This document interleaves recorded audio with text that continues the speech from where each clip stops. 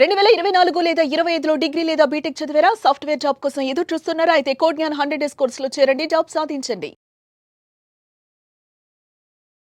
Welcome to Suman TV. నేను మీ Suman TV Nag. Marital లైఫ్లో డివోర్స్ తీసుకోకుండానే మెయింటెనెన్స్ తీసుకోవచ్చా? ఈ విషయం నేను ఎందుకు చెప్తున్నాను అని అంటే, వాళ్ళు చాలామంది ఫేస్ చేసేటువంటి అతిపెద్ద సమస్య. భర్త ఎక్స్ట్రా మ్యారిటల్ అఫైర్స్లోకి వెళ్ళిపోయిన తర్వాత భార్యను పట్టించుకోకుండా, పిల్లల్ని పట్టించుకోకుండా తన సంసారంలో తను వేరే వాళ్ళతో వెళ్ళిపోయి ఉంటూ ఉంటాడు. భార్య చాలా ఇబ్బందులు పడిపోతూ ఉంటుంది. దాంతోపాటు మెయింటెనెన్స్ తీసుకోవాలా వద్దా అనుకునేటువంటి దాంట్లో తర్జన పడుతూ ఉంటారనమాట. అలాంటి పరిస్థితిలో ఉన్నప్పుడు లీగల్గా ఏ విధంగా వెళ్ళొచ్చు, చట్టం అసలు అటువంటి వాడికి ఏం చెప్తోంది, డివోర్స్ కాకుండానే మెయింటెనెన్స్ తీసుకోవచ్చా భర్తకు దూరంగా ఉండి అనేటువంటిది ఈరోజు మనతో పాటు హైకోర్టు అడ్వకేట్ అల్గర్ రవీంద్రనాథ్ గారు ఉన్నారు. అది వారి మాట్లాడి తెలుసుకుందాం. Hello sir. హాయ్ అండి నాగరాజు గారు. చాలా మంది మ్యారిటల్ లైఫ్లో మనం చూస్తూ ఉంటామండి, భర్త ఎక్స్ట్రా మ్యారిటల్ రిలేషన్షిప్లోకి వెళ్ళిపోయిన తర్వాత భార్యను కంప్లీట్గా నెగ్లెక్ట్ చేసి వేరే వాళ్ళతోటి ఉంటూ ఉంటాడనమాట. భార్య ఏమో అడగలేదు, సరే ఫోన్లే వస్తున్నాడు పోతున్నాడు, అట్లీస్ట్ నాకు ఒక భర్త ఉన్నాడని చెప్పి సొసైటీలో తిరగడానికి ఉండడానికి ఉన్నారు కదా అని చెప్పేసి ధైర్యంతో ఏదో తను ఎమోషనల్గా స్ట్రాంగ్ అయిపోయి ముందుకు వెళ్ళిపోతూ ఉంటారు. బట్ మెయింటెనెన్స్ అడగల వద్దా అనుకునేటువంటి సందిగ్ధంలో ఉంటారు చాలామంది. ఇలాంటి ఎక్స్ట్రా మ్యారిటల్ అఫైర్స్లో ఉన్నప్పుడు, డివోర్స్ కూడా తీసుకోకుండా ఉన్నప్పుడు మెయింటెనెన్స్ అడగొచ్చా అడగకూడదా? ఈరోజు సర్వసాధారణం అయిపోయింది నాగరాజు గారు. ఎక్స్ట్రా మ్యారిటల్ అఫైర్స్ అన్నది వైవాహిక జీవితంలో మ్యారిటల్ స్టేటస్ ఉన్నటువంటి చాలామంది అట, భార్యకి భర్త కావచ్చు, భర్తకి భార్య కావచ్చు, ఎక్స్ట్రా మ్యారిటల్ అఫైర్స్ అనేది ఇటీవల కాలంలో సర్వసాధారణం అయిపోయింది. ఇప్పుడు మీరు చెప్పిన విషయానికి వచ్చినట్లయితే, భర్త వేరే ఒక ఎక్స్ట్రా మ్యారిటల్ లైఫ్లో ఉన్నాడు, తనకి పిల్లలు, తనకు భార్య కూడా ఉన్నారు. ఈమెని పట్టించుకోవట్లేదు, పిల్లల్ని పట్టించుకోవట్లేదు. వారికి కావాల్సిన కనీస అవసరాలు ఏదైతే ఉండాలో ఒక భర్తగా తను చేయాల్సిన ఆ డ్యూటీస్ కూడా చేయకుండా తను కంప్లీట్గా తన స్వార్థాన్ని చూసుకొని తను ఎక్స్ట్రా మ్యారిటల్ అఫైర్స్లోకి వెళ్ళిపోయాడు. ఇటువంటి పరిస్థితుల్లో ఈమె ఆ మినిమం మెయింటెనెన్స్ అంటే ఇది ఒక షెల్టర్, ఒక మినిమం ఒక ఫుడ్, ఒక మెడిసినల్ ఖర్చులు, పిల్లల యొక్క చదువులు, స్కూల్ ఫీజులు, ఇటువంటి వాటికి కూడా పట్టించుకోకుండా మొత్తం బయట రోడ్డున పడేసి వెళ్ళిపోయిన మహానుభావులు చాలామంది ఉన్నారు. అలా అని చెప్పి ఆ పెద్ద మనిషిని, ఆ భర్తని పిలిచి అడుగుదామంటే అతనేమంటాడు, నేను డివోర్స్ ఇచ్చేస్తాను తీసుకో అంటాడు. ఆయన డివోర్స్ ఇస్తే కోర్టులో కేసు ఫైల్ చేస్తే అది ఎన్నాళ్ళు పడుతుందో తెలియదు. 5 ఏళ్ళు పడుతుందో, 10 ఏళ్ళు పడుతుందో, 15 ఏళ్ళు పడుతుందో తెలియదు. ఎందుకంటే చాలా కేసులు, కొన్ని విషయాలు ఇప్పుడు 12 ఏళ్ళ నుంచి కొన్ని కేసులు ఉన్నాయి. కొన్ని కేసులు నేను చూస్తున్నాను డివోర్స్ ఇవ్వరు. అది కోర్టులో ట్రయల్స్, ఆర్గ్యుమెంట్స్ అయ్యేసరికి అవుతుంది. ఈలోగా భార్య ఈ కుటుంబం అంతా తన నెత్తిని వేసుకొని తన పిల్లల యొక్క చదువులు, తన పిల్లల యొక్క స్కూల్ ఫీజులు, తనకు కావాల్సిన మెయింటెనెన్స్, తనకు కావాల్సిన హెల్త్, ఇవన్నీ తన నెత్తి మీద వేసుకొని ఎలా ముందుకెళ్ళాలి తెలియదు. భర్త చూస్తే మెయింటెనెన్స్ ఇవ్వడు.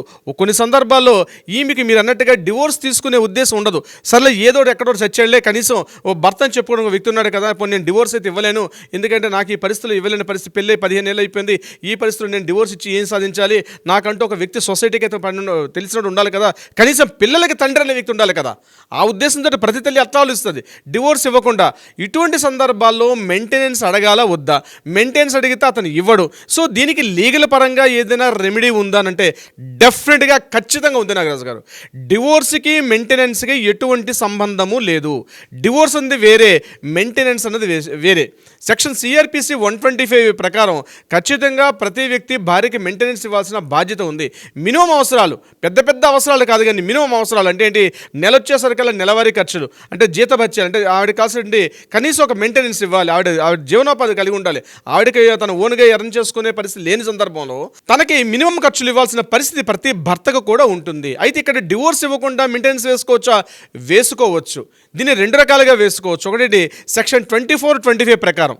సెక్షన్ 24-25 ప్రకారం కూడా ఏంటంటే మినిమం ఖర్చులు, అంటే కేసు ఒకవేళ డివోర్స్ వేశారు, ఆ డివోర్స్ నడుస్తూ ఉంది, ఆ టైంలో ఇంటర్మ్ మెయింటెనెన్స్ అంటారు. అంటే మినిమం ఖర్చులను కోర్టు అక్కడ పరిగణలో తీసుకొచ్చి ఈమెకి ఎంత ఖర్చు ఉంటుంది, ఎంత మెయింటెనెన్స్ ఉంటుంది, పిల్లలకి ఎంత ఖర్చు అవుతుంది, పిల్లల యొక్క పరిస్థితి ఏంటి, ఈమె యొక్క హెల్త్ కండిషన్ బాగాలేకపోతే హెల్త్కి ఎంత ఖర్చు పెట్టాలి, ఇలాంటివన్నీ కూడా కన్సిడర్ చేసి కోర్టు ఒక ఇంటర్మ్ మెయింటెనెన్స్ అనేది ఒక కోర్టు ఇస్తూ ఉంటుంది. ఒకవేళ డివోర్స్ నడుస్తున్న సమయంలో లేదు, నేను డివోర్స్ ఇవ్వను, నాకు ఏదో ఒక మెయింటెనెన్స్ కావాలనుకుంటా కూడా కోర్టుకి మనం 24 సెక్షన్ 25 ప్రకారంగానే మనం కేసు ఫైల్ చేసుకుంటే భర్త యొక్క డివోర్స్కి సంబంధం లేకుండా లేకుండా భార్యకి మెయింటెనెన్స్ ఇచ్చే హక్కు కూడా ఉంటుంది. ఇది చాలా ఇంపార్టెంట్ ఉన్నటువంటి కేసు. సిఆర్పిసి 125 ప్రకారం తీసుకోవచ్చు, లేకపోతే సెక్షన్ 24, 25 ప్రకారం కూడా తీసుకోవచ్చు. ఈ మూడే కాకుండా 4వ మార్గం కూడా ఉంది. అదేంటంటే డివి యాక్ట్, అంటే డొమెస్టిక్ వైలెన్స్ యాక్ట్లో ఈ మెయింటెనెన్స్ అనేది కూడా ఒక ఇన్వాల్వ్ చేశారు, అంటే ఇంక్లూడింగ్ చేశారు దాన్ని కూడా. ఒకవేళ భార్య అనేక రకాలుగా మానసికంగా, శారీరకంగా, సామాజికంగా, ఆర్థికంగా బాధలు పడుతుంటే, ఒకవేళ భర్త తరపున కానీ భర్త తరపు బంధువులు కానీ, డివి కేసు వేరే. కానీ డివి కేసులో స్పెషల్గా మళ్ళీ మనం దానికి ఎంక్లోజ్ చేస్తూ మళ్ళీ మెయింటెనెన్స్ అడిగినప్పుడు కూడా ఇవ్వాల్సిన పరిస్థితి వస్తుంది. సో డివోర్స్ అన్నది మెయింటెనెన్స్కి సంబంధం లేదు. డివోర్స్ ఇవ్వచ్చు, డివోర్స్ ఇవ్వకపోవచ్చు, అది ఆయన ఇష్టం, ఆమె ఇష్టం. ఇది కంటెస్టెంట్గా వెళ్తున్నావా లేకపోతే మ్యూచువల్గా వెళ్తున్నావా అంటే that is different. So divorce సంబంధం లేకుండా ఆమెను పెళ్లి చేసుకున్నందుకు గాను, తనకు పిల్లలు ఉన్నందుకు గాను కొన్నిసార్లు డౌట్ వస్తుంది, సరే పిల్లలు పుట్టలేదు, కేవలం నేనే ఉన్నానంటే పిల్లలు కూడా లేరు, 15 ఏళ్ళైంది మా కాపురం, నేను పిల్లలు పుట్టలేని కారణంతో అతను వేరే వ్యక్తితో, వేరే ఆమెతోటి, వేరే మహిళతో వెళ్ళిపోయాడు, సో మీరు చెప్తున్నారు పిల్లలు ఉంటేనే ఇస్తారా? పిల్లలకి దీనికి కూడా సంబంధం లేదు. పిల్లలు ఉంటేనే ఇవ్వాలి, పిల్లలు లేకపోతే ఇవ్వాలని లేదు. పిల్లలు ఉంటే పిల్లలకు కూడా వస్తుంది, ఈమెకి మెయింటెనెన్స్ ఇవ్వాలి.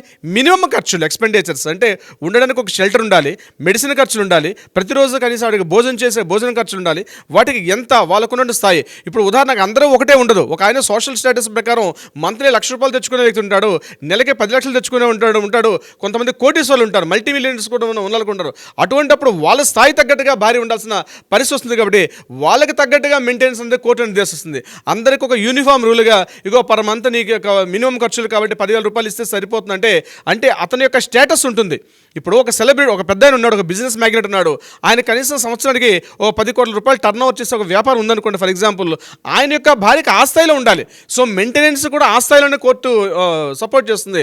ఒక ఆయన ఖర్చు నెలకి ₹50,000 తెచ్చుకునేవాడు ఉంటాడు, ₹50,000 తెచ్చుకున్నటువంటి వ్యక్తి కూడా ఆ స్థాయిలో ఉండాల్సినటువంటి మెయింటెనెన్స్ కూడా భార్యకి కోర్టు సూచిస్తుంది. కాబట్టి హోదాకి, గౌరవానికి, ఆదాయ మార్గానికి సంబంధించి దాని తగ్గట్టుగా మెయింటెనెన్స్ ఇంత అని కోర్టు నిర్దేశిస్తుంది. కాబట్టి డివోర్స్కి మెయింటెనెన్స్కి సంబంధం లేదు. ఒకవేళ భర్త పట్టించుకోకుండా భార్యకి దూరదేశం అంటే వేరే ప్రాంతాలకు వెళ్ళిపోయినా, ఇంటికి రాకుండా ఫోన్లు, మొబైల్ స్విచ్ ఆఫ్ చేసుకుని వెళ్ళిపోతున్నా, అదే పోలీస్ స్టేషన్కి వెళ్తే పట్టించుకోవట్లేదు, ఇంట్లో కుల పెద్దలు పట్టించుకోవట్లేదు, తన ఇంటి పెద్దలు వెళ్ళి కూర్చుని కాస్త పెద్ద మనుషుల దగ్గర కూర్చుని మాట్లాడాలంటే అతను బేఖాతరు చేసుకుంటూ తిరుగుతున్నాడు. అటువంటి సందర్భాల్లో మెయింటెనెన్స్ యాక్ట్ అనేది డైరెక్ట్గా కోర్టును ఆశ్రయించి ఒక అనుభవజ్ఞుని అడ్వకేట్ని సంప్రదించి కోర్టులో ఒక పిటిషన్ వేసుకుంటే చాలా ఇమ్మీడియట్గా కోర్టు నుంచి అయితే ఆర్డర్స్ వస్తాయి. కోర్టు ఆర్డర్ కానీ అతను ధిక్కరించాలంటే కంటెస్టెడ్ ఆఫ్ ద కోర్టు కింద అతన్ని తీసుకువెళ్ళి జైల్లో కూడా వేసే అవకాశం ఉంటుంది, ఒకవేళ కోర్టు ఇచ్చిన ఆదేశాలు పాటించకపోతే. సో మహిళలు ఎవరు కూడా భయపడాల్సిన అవసరం లేదు. డివోర్స్ వేరు, మెయింటెనెన్స్ వేరు. అతను పట్టించుకోకుండా గాలికి తిరుగుతుంటే ఇమ్మీడియట్గా కోర్టు అతన్ని పిలిచి, కోర్టు అతను ముక్కుతాడు వేసి మెయింటెనెన్స్ ఇప్పించే బాధ్యత కోర్టుకు ఉంటుంది. నాగరాజు గారు, ఇలాంటి కాపురాలు అంటే మనం సరౌండింగ్స్లోనే చాలా చూస్తూ ఉంటాం సార్. మనం ఇటువంటి వాటి నుంచి కొంత ఉపశమనం కోసమైనా సరే మీలాంటి వాళ్ళని అప్రోచ్ అవ్వాలి అనుకున్నటువంటి వాళ్ళు ఉన్నారు. మిమ్మల్ని అప్రోచ్ అవ్వాలంటే ప్రాసెస్ ఏంటి? కింద స్క్రోల్ అవుతుంటే మన కాంటాక్ట్ చేయగలిగితే మన లీగల్ టీం వాళ్ళకి అప్రోచ్ అవుతారు.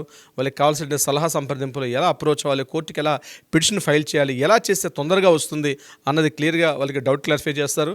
అంతేకాకుండా కోర్టులో ఆల్రెడీ ఉండి ఏదైనా వివాదాలు ఉంటే కూడా వాటికి కూడా పరిష్కారం చూపించే దిశగా ప్రయత్నం చేస్తాం. నాగరాజు గారు, డెఫినెట్గా అండి. Anyways thank you so much అలాగే రవీంద్రనాథ్ గారు. Thank you so much Nagaraju గారు. చూసారు కదండి వీడియో. ఈ వీడియోపై మీ అభిప్రాయాన్ని కమెంట్ బాక్స్లో పోస్ట్ చేయండి. అండ్ మీకే చిన్న డౌట్ ఉన్నా సరే మీరు కనుక మాకు ఇది ఉంది, దీనికి సొల్యూషన్ ఏంటని చెప్పేసి అడిగితే దాన్ని దృష్టిలో పెట్టుకొని నేను అలాగే రవీంద్రనాథ్ గారు ఒక వీడియో చేయడం జరుగుతుంది. లేదు డైరెక్ట్గా మాకు ఈ సమస్య ఉంది అప్రోచ్ అవుదాం అనుకుంటే మాత్రం స్క్రీన్ మీద మీకు కాంటాక్ట్ నెంబర్ కనిపిస్తుంది, దానికి మీరు కాల్ ఆర్ మెసేజ్ వాట్సాప్ చేసి వెంటనే అప్రోచ్ అవ్వండి. ఈ వీడియో లైక్ చేయండి, షేర్ మాత్రం తప్పకుండా చేయండి. ఇలాంటి మరిన్ని వీడియోస్ కోసం మా ఛానల్ ఫాలో అవ్వండి. Thank you.